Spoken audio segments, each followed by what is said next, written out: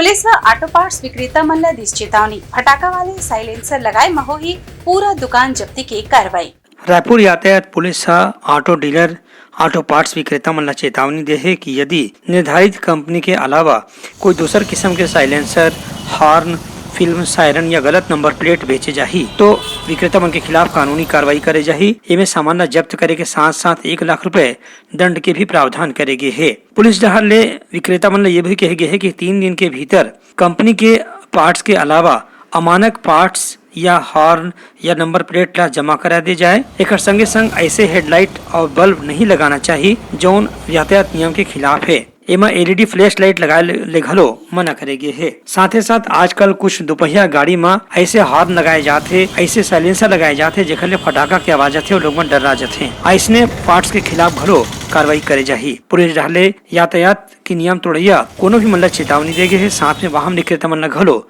चेतावनी देगे है। ब्यूरो रिपोर्ट, उत्लंघा न्यूज।